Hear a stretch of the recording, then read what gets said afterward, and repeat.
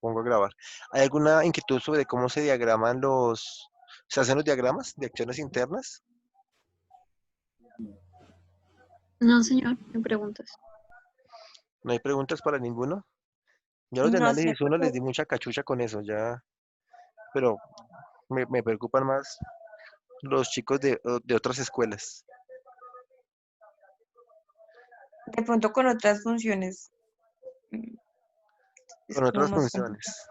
Ok. Sí, pero pues esa, Ya esa la dominan. función no. Sí. Listo. Entonces los valores van para arriba, ese diagrama de momentos, listo. Santiago me pregunta, el de momento, un repaso de momento. Bueno, miremos. Este momento de 6,05 en el elemento uno, ¿dónde me va a producir tensiones? ¿Arriba Arriba, o abajo? Arriba, arriba. así como está, por eso es que yo lo dibujo para arriba. Esta flecha, al final, me produce tensiones abajo, ¿verdad? Ese momento con esa flecha que yo estoy presentando allí. Sí, señor. Tensiones abajo, pero resulta que ese momento es negativo, entonces las tensiones van a ir para arriba. Por eso es que yo los dibujo así para arriba, ¿sí?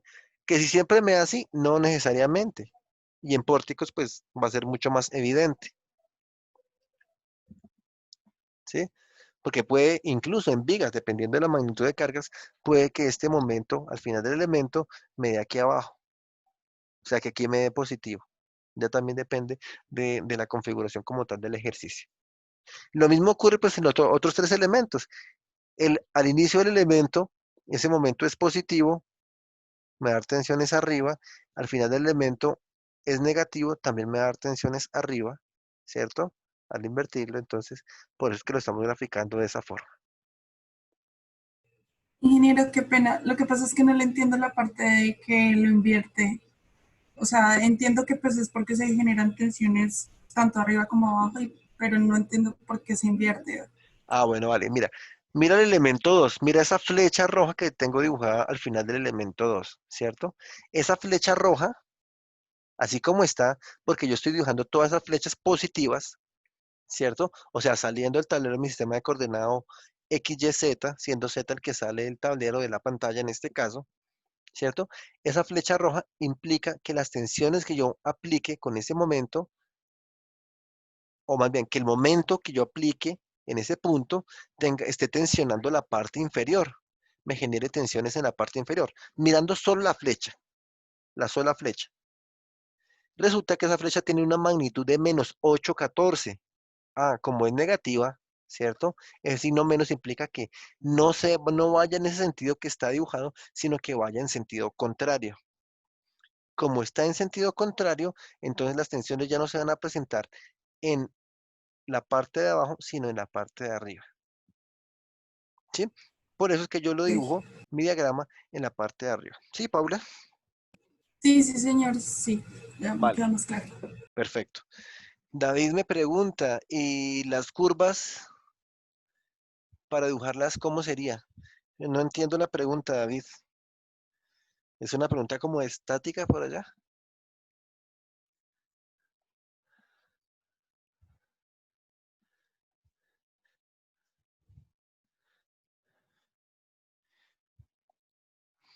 La cuadrática, ¿no? De segundo orden con momento máximo o mínimo en el cortante de cero.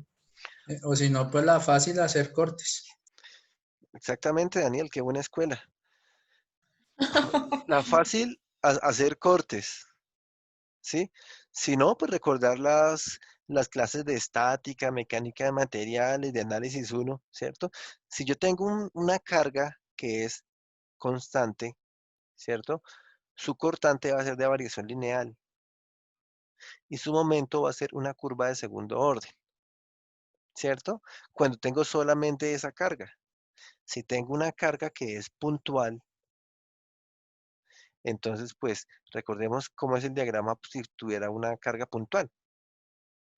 El cortante pues va a ser constante hasta el punto de aplicación de carga, ¿cierto?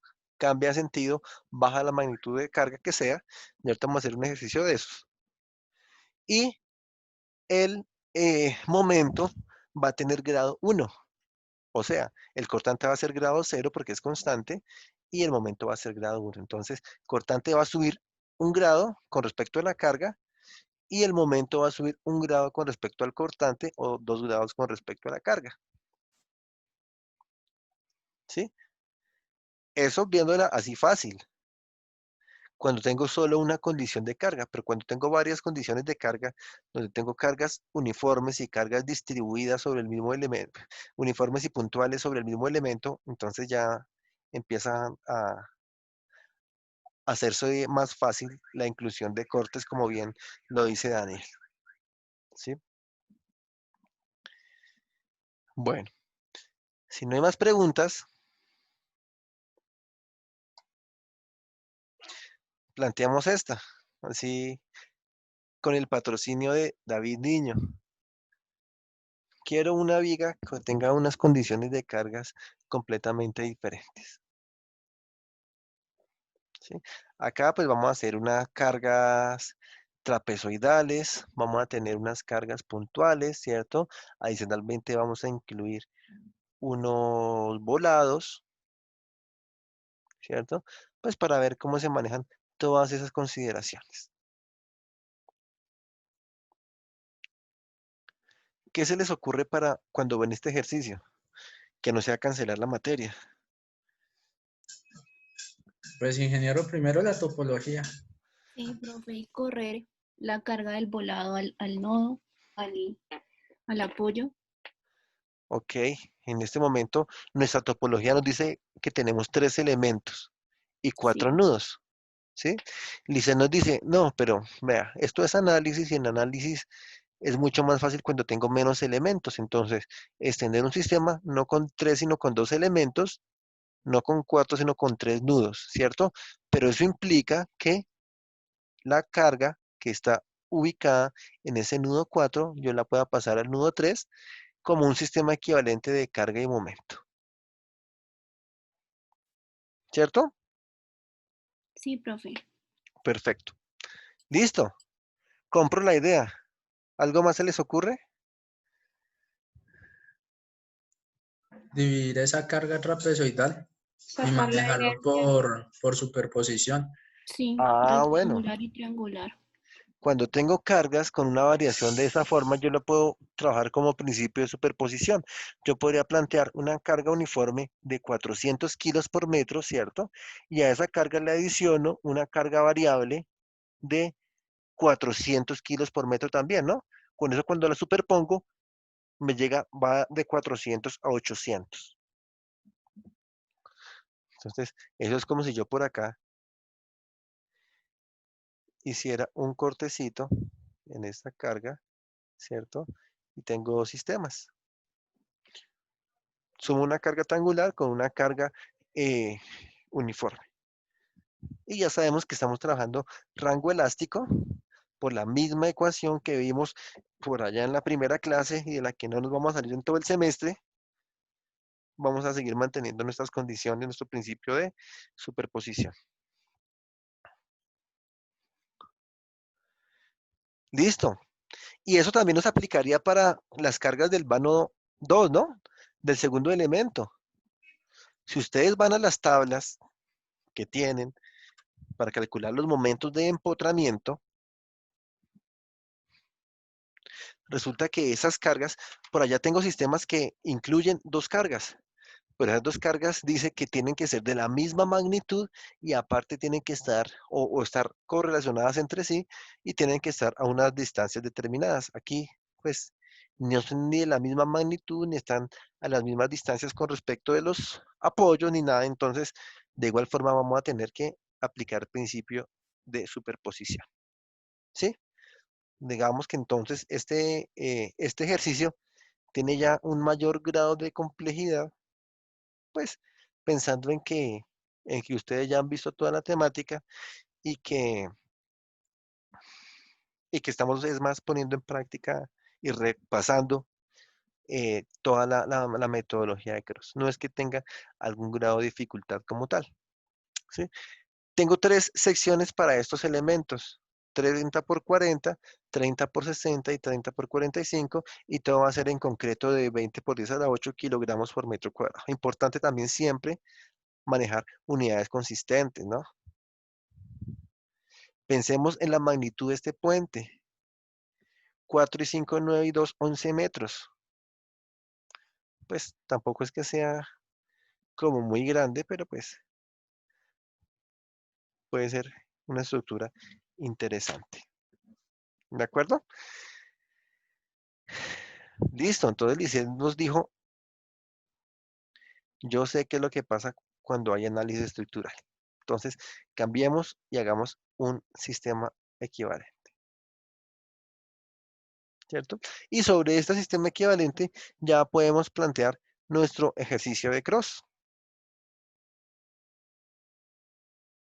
Entonces, no sé si lo quieren anotar y pues vamos a programarlo en Excel para que lo tengan ahí más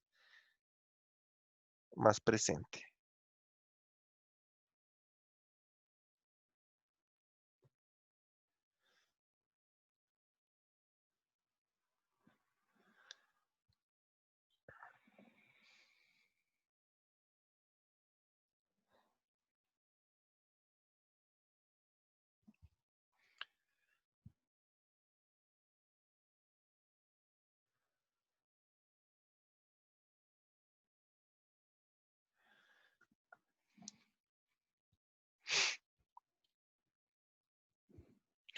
Yo lo tengo acá.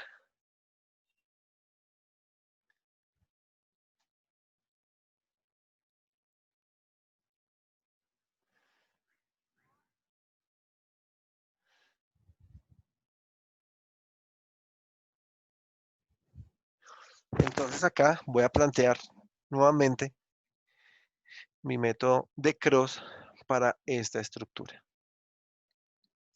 ¿sí? Tengo 3 nodos. Acá también me traje incluso mi dibujito, ¿cierto? Tengo 3 nodos para hacer mi topología, por eso es que aquí la tabla va a tener 3 nodos. Cuando tengo volados es mucho más fácil manejarlo de esta forma. Bueno, más práctico. Y yo sé, ustedes me corregirán, de acuerdo a la topología que ya saben manejar, si mi elemento 1, que es de 30 por 40, tiene una inercia de punto 0.016. Sí, profe. Sí, ingeniero. Módulo de elasticidad de concreto, longitud y pues rigidez del elemento 1, rigidez por flexión del elemento 1. Todo lo estamos trabajando en kilogramos metro. ¿Sí? Entonces, por favor, vayamos corroborando con que esta topología está correcta Sí, profe. Está para igual. todos los elementos. Sí, señor. Aquí nuevamente estoy marcando en rojo los datos que son ingresados a mano, en negro estoy manteniendo los cálculos, pues para tener control sobre el ejercicio, ¿sabes? Si de pronto estoy yo incluyendo mal la información o el programa mismo no es que esté haciendo mal los cálculos, sino que no le di la indicación que es. ¿Alguna duda de la topología? Ya le hemos machacado mucho la topología, pero si hay alguna duda, pues ya aquí pues no vamos a necesitar ni ángulo, aunque si quisiéramos podemos incluirlo, ¿cierto? Origen, destino, que voy de 1 a 2, de 2 a 3, de 3 a 4, ¿cierto que sí? Pero pues digamos que el principio del método no implica esa cantidad de información. Lo único que yo necesito conocer, similar a la matriz axial que trabajábamos en su momento, es un factor de rigidez, que para este caso es I sobre L.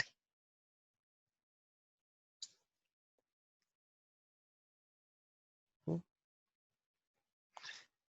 Necesito calcular unos momentos unos factores de distribución.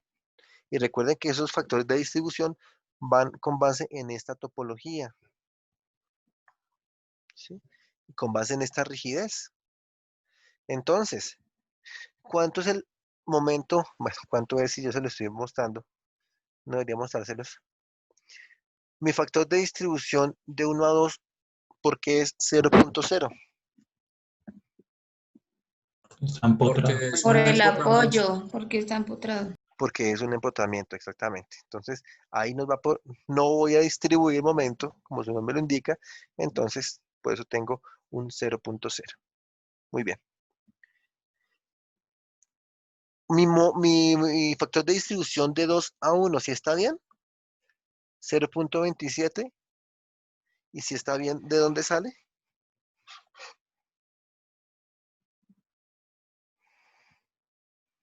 Sí, señor, sí es 0.27 y 0.73. Ok.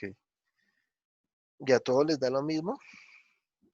¿Y saben de dónde sale ese valor? Sí, ingeniero. Listo, Cristian.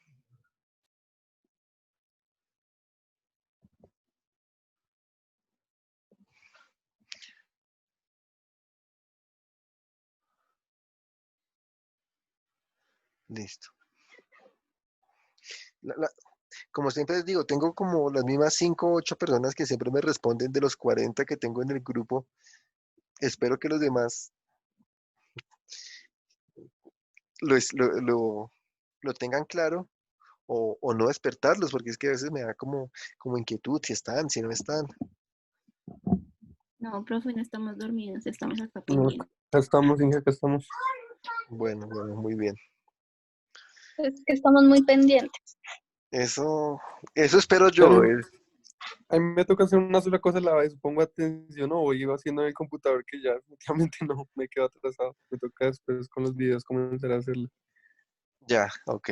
Bueno, yo soy como de la misma escuela. Yo a veces no tomo ni apunte ni nada. Yo prefiero poner cuidado y después saco tiempo para adelantarme. Ujú. Sí, exacto, así A me ver, toca. porque a veces no hay ni tiempo para eso. Listo. ¿Se sabe de dónde sale ese valor? Así sea con una calculadora que lo vayan haciendo, pues sería muy, muy útil. 0.27.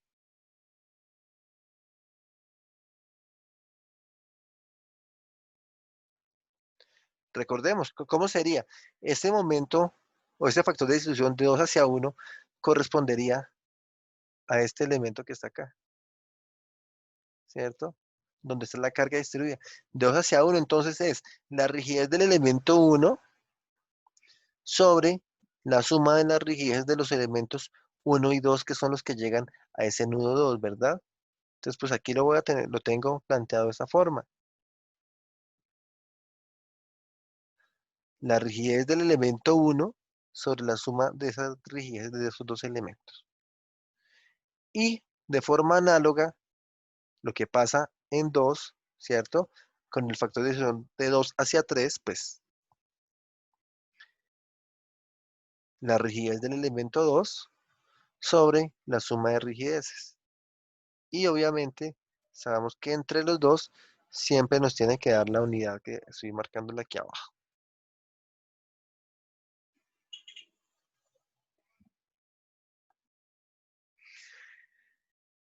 Listo. En el elemento, el factor de distribución de 3 hacia 2, ¿cuánto me da? ¿Y por qué? Da uno, ingeniero. ¿Y por qué da 1? Por el tipo de Porque apoyo. únicamente está llegando esa rigidez Listo. en el elemento 3. Escuché la respuesta que quería oír. Una, la que solo está llegando ese elemento, y la otra, el tipo de apoyo, ¿sí? Aquí lo que sí les quiero dar claro es que no es una definición que porque es un apoyo tipo articulación, por defecto tenga que ser 1, ¿cierto? Sino que matemáticamente lo explicamos. Es la rigidez de este elemento 2 sobre la sumatoria de rigideces de los elementos que llegan a este nudo. Como estamos trabajando un sistema equivalente, ¿cierto? Pues el elemento que va de ahí en adelante no va a contar. De pronto es más claro de ver en esta gráfica de abajo con respecto a esta gráfica de arriba, ¿cierto? Porque existen casos, ha pasado mucho en pleno parcial, donde me dicen, ah, no, la rigidez de este elemento de 3 hacia 2 es, y me incluyen lo que está pasando con este elemento del volado. Entonces, sería una equivocación. Por eso les digo, es más claro de ver aquí en la gráfica de abajo, donde ya tengo la rigidez del elemento 2 sobre la sumatoria de rigideces, todos los elementos que están llegando en este nudo, que para este caso será la misma rigidez. Por esa razón es 1, ¿cierto? Que es como si yo dijera que divido esto, ¿cierto? La rigidez de este elemento 2 dividido entre la sumatoria de la rigidez de todos los elementos, que para este caso viene siendo el mismo elemento y por eso es 1. ¿De acuerdo? Y adicionalmente, 1, recordemos que son factores de distribución. Este 0 de acá del empotramiento implica que no se distribuye nada. Estos otros dos valores implican que se va a distribuir en un cierto porcentaje, ¿cierto? Y acá este 1 implica que se va a distribuir el 100%, ¿cierto? O sea, ahí sí, por la naturaleza misma del apoyo, que no va a recibir momento, todo lo que le llegue a él lo va a distribuir, ¿sí? Caso contrario a lo que pasa con el factor de distribución sí, el factor de distribución en un empotramiento, de que todo lo que le llega lo va a acumular. No, aquí todo lo que le llega lo va a distribuir. Bueno, entonces eso es lo que pasa. Y por esa razón, de 3 a 4, pues yo no estoy poniendo ningún factor de distribución, porque no estoy considerando el sistema de arriba, sino el sistema de abajo, que pues va a ser el sistema equivalente. ¿De acuerdo? Muy bien. Entonces, ya sabiendo que esos son los factores de distribución, también sabiendo que esos son mis factores de transporte, ¿cierto? Que no cambian, no tendrían por qué cambiar de momento. Paso a obtener los momentos de empotramiento. Dijimos que esta carga del elemento 1 va a ser una carga, o la voy a partir en una carga que es uniformemente distribuida y una carga que es de variación lineal. Da 746.6.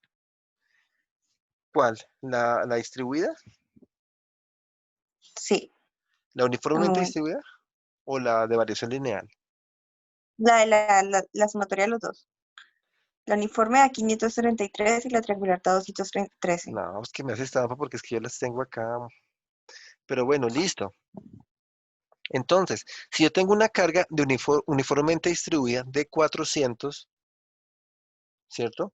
Cuya magnitud en ambos extremos es de WL cuadrado sobre 12, siendo W 400, siendo L del elemento 1, la longitud 4 metros, me da 533.3 y menos 533.3, ¿sí? Daniela me dijo que si le estaba dando eso, pues supongo que a los demás también, no sé si Sí, alguien tenga. profe, a mí también me está Dice dando también. exactamente igual. Sí, ingeniero. Listo, ok, perfecto. Nos está dando ese mismo valor, WL cuadrado sobre 12. ¿De dónde viene eso? De la tabla de momentos de empotramiento que ustedes ya tienen previamente. Y solo es aplicarla. Y si tengo una carga triangular, los factores que tengo son WL cuadrado sobre 30 y WL cuadrado sobre 20, ¿no? Sí, señor. Sí son esos datos. Pero pues es diferente si yo tengo la carga, digamos, dependiente ascendente o dependiente descendente. Yo tengo que saber hacia dónde me está apuntando el mayor momento. ¿Qué es más grande, WL cuadrado sobre 30 o WL cuadrado sobre 20? Sobre 20. W cuadrado sobre 20. Sobre 20 es más grande, ¿cierto que sí? Porque está dividiendo por un número más pequeño. Entonces, ese que es sobre 20, ¿dónde va a estar? ¿En el punto más alto o en el punto más bajo del triángulo? Más alto. El más alto. En el más alto, exactamente, ¿sí? Pues yo les doy tips, no es que se tenga que aprender siempre una tabla, ¿cierto? Sino pues para que eso también es como de noción, que tengamos una idea, que de pronto metimos el dedo mal en la calculadora o programamos mal el Excel y nos confiamos en que ese es el resultado y seguimos así avanzando. Entonces, WL cuadrado sobre 30 va a ser aquí al comienzo del elemento, WL cuadrado sobre 20 al final del elemento, y estoy obteniendo los valores que están aquí marcados. 213.33 y menos 320. Profe, ¿dónde va el negativo? En el lado más alto, ¿cierto? En este caso. No necesariamente. El negativo para mí cuando tengo una viga va al final. Ingeniero, ese signo, ese negativo, yo no lo asigno dependiendo del origen destino, como yo No lo manejo. necesariamente. Eso depende de mi sistema de coordenadas.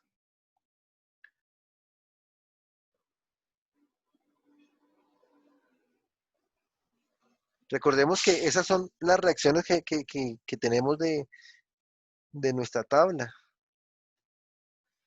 Vamos a volvernos por acá donde tenemos la tablita. Es esta tabla. Recuerden que son reacciones y cuando son reacciones tengo un momento aquí. Ouch, un, un momento acá y otro momento acá. Ambos me producirían como tensiones en la parte superior, ¿cierto? Pero este momento de la derecha, su dirección no me coincide con la dirección del eje del sistema global. Por eso es que aquí le cambiamos el signo, ¿sí? Al de la derecha. Cuando tengo vigas, toca ser más cuidadosos cuando tengo pórticos, porque ahí ya los elementos están inclinados, como hablamos en el... ¿Dónde fue? Para el parcial, creo. Ah, cuando desarrollamos el ejercicio que Natalia nos planteó. Creo que fue. ¿Sí? Entonces, este momento que me va a producir tensiones en la parte superior, al comienzo del elemento, coincide con el positivo, coincide con mi positivo, el sistema de coordenadas, pero este del final no me coincide con mi positivo, entonces por eso le cambio el signo para representarlo en sentido positivo. ¿Sí? Entonces por eso digo, para vigas, casi que es, para cargas gravitacionales, a la izquierda tengo positivo, a la derecha tengo negativo. ¿Sí? Pero puede que en vigas, no sé, por alguna razón le digan que tengo cargas de abajo para arriba. No gravitacionales, sino pues de otra índole, no sé. No se me ocurre en este momento una. De pronto una subpresión, no sé, un empuje del terreno o algo así.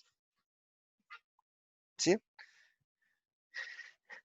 Hay que ser como muy críticos de todo eso.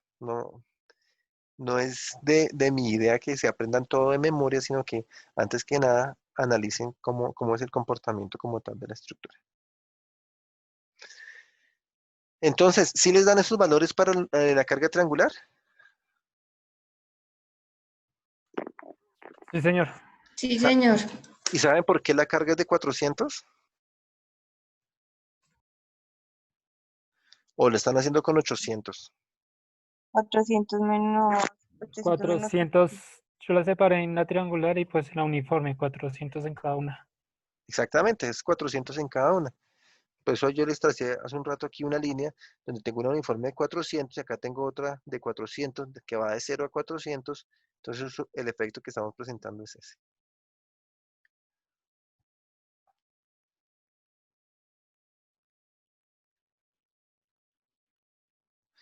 Listo. Si les dan esos valores y pues yo obviamente aquí los estoy sumando para saber cuántos son mis momentos de empotramiento. Ya Daniela me ha dicho 746 y 853.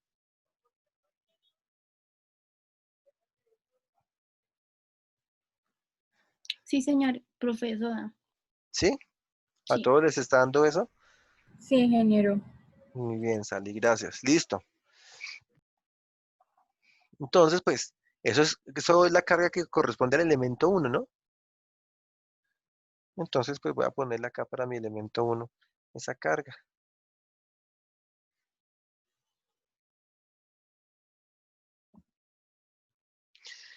Para el elemento 2, de 30 por 60, tengo una carga puntual de 1000 kilos y una carga puntual de 1500 kilos, pues aquí a ciertas distancias con respecto a la condición de apoyo de mi estructura. Si tengo una carga puntual, ¿se acuerdan cuál es la expresión que me permite calcular los momentos de empotramiento? Vean acá que es la primera. La carga a la izquierda, ¿no? Carga por A por B cuadrado sobre L cuadrado. Y a la derecha, carga por A cuadrado por B sobre L cuadrado, siendo A, recuérdenlo, A, vean aquí en el dibujito, la distancia desde el apoyo izquierdo al punto de aplicación de la carga. Y B, pues, el complemento de la carga al punto de apoyo derecho. ¿Sí? Entonces, pues acá yo también ya tengo preparado eso. Tengo carga por A por B cuadrado sobre L cuadrado, carga por A cuadrado B sobre L cuadrado. Para mi carga, primera carga de 1000 kilos, A será 2 metros y B será 1 metro. Perdón, 3 metros. A será 2 metros y B será 3 metros. Entonces, pues ya ustedes me dirán si también les están dando estos valores de carga. 720 y menos 480.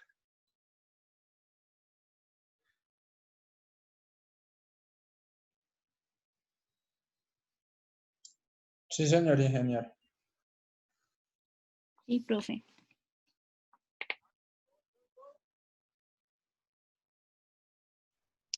Sí, sí, don eso. Perfecto. Y para mi carga de 1500 kilos, A sería 4 metros y B sería 1 metro.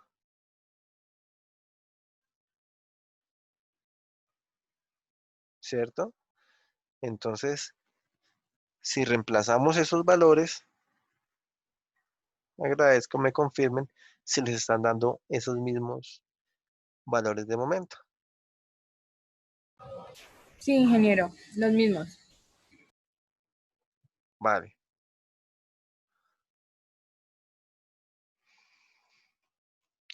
Entonces la suma, pues 960 y 1440, si ustedes me confirman, eso serán los valores de cargas, perdón, de momentos de empotramiento de mi elemento 2 que va a ir acá, entre el nudo 2 y el nudo 3.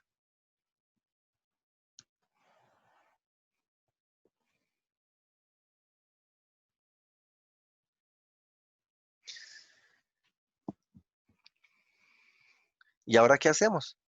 Ya tenemos nuestros momentos de empotramiento, ¿sí? Ahí falta incluir el momento del nodo, Sí, Ah, que sería movimiento. el momento de 3 a 4.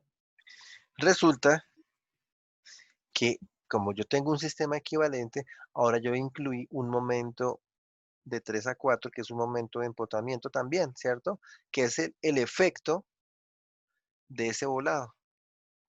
Resulta que como nosotros estamos diciendo que esos momentos de empotramiento son la solución del sistema, ¿cierto?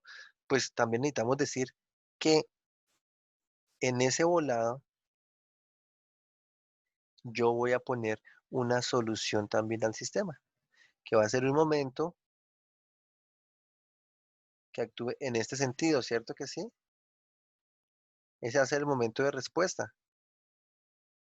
¿Ese momento va a ser positivo o va a ser negativo? Positivo. Positivo. ¿De qué magnitud?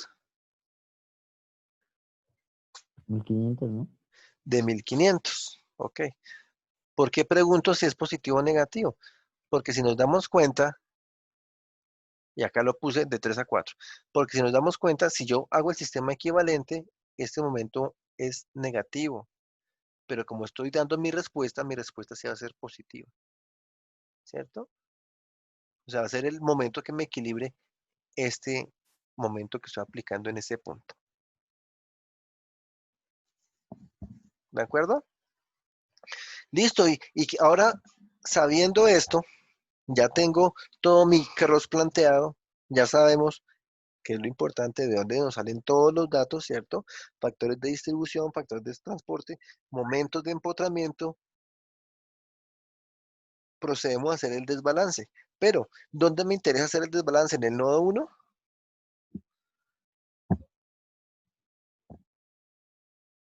De esos 3 nodos que tengo, ¿dónde me tengo que centrar para hacer desbalance, balance y transporte?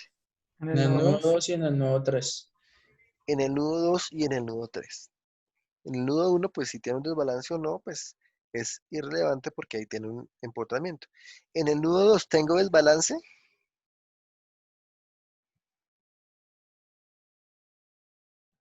Sí, señor. De 106.67. De 106.67, no sé. Miremos a ver, aquí dice 106.67. Sí, efectivamente, aquí tengo un desbalance de 106.67. Entonces, ¿qué es lo que hago con ese desbalance? Se distribuye.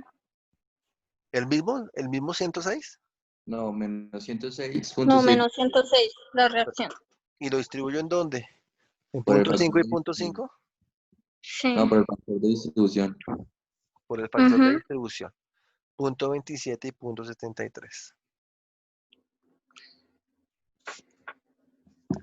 Si esta suma de estos dos me tiene que dar 106.67. Sí, aquí abajo estoy chequeando también eso.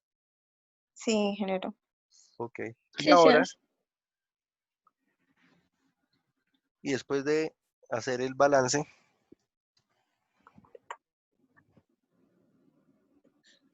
Se transporta. transporto. Entonces, de 2 a 1, mi extremo, ¿cierto? Mi nodo extremo es de 1 a 2 y transporto la mitad de 28 es 14, y allí está. De 2 a 3, el extremo opuesto va a ser este, ¿cierto? De 3 a 2, 38. 38. Listo. ¿Sí? ¿Vamos bien con el procedimiento? Sí, señor. Sí, señor. Sí, ingeniero. Listo. En el nudo 3 tengo desbalance. De 60. Sí. 60. 60. 60. ¿Qué hago con ese 60?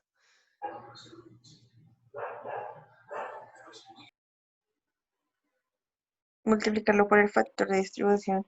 ¿Y cuál es el factor de distribución? 1.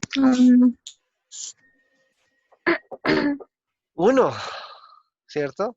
Entonces, por eso es que aquí me toca ponerle un menos 60. Ujú.